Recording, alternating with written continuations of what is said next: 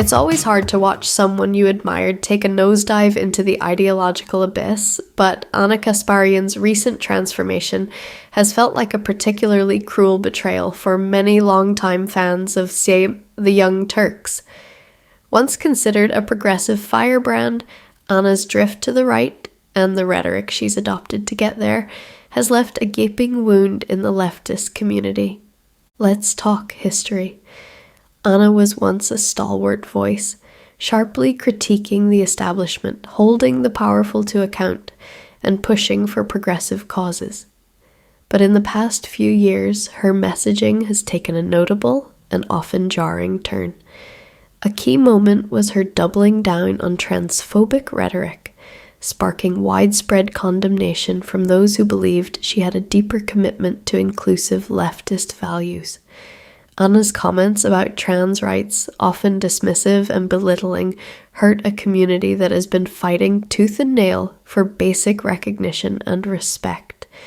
And it wasn't just one offhand comment or poorly thought-out tweet. The rhetoric seemed to harden, as if her desire to reach a different audience eclipsed any empathy she once showed.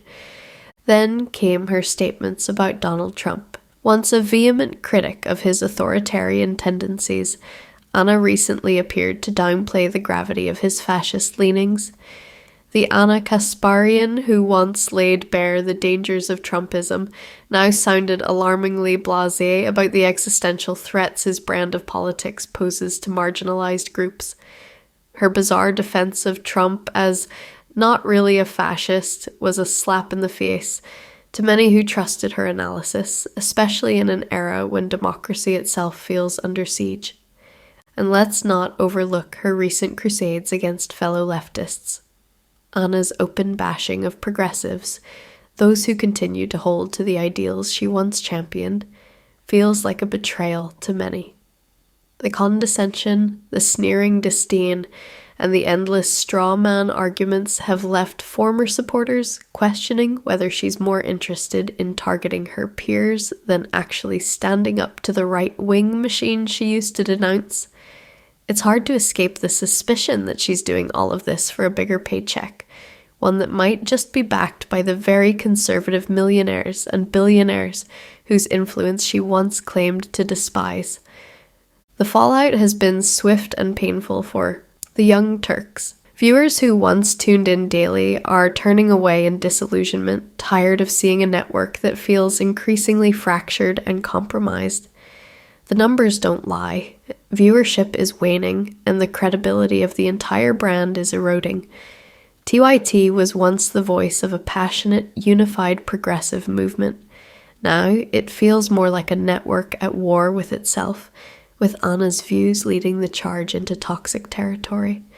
Several high-profile hosts have either left TYT or raised serious concerns about Ana's rhetoric. Whispers of a hostile work environment have surfaced, with some staff members reportedly feeling alienated or pushed out by the new, more combative tone.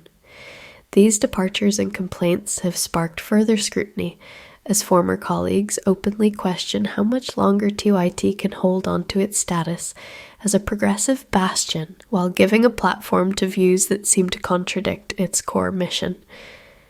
To be fair, some will argue that Ana's shift represents a legitimate change of heart, or that she's merely trying to provoke meaningful debate.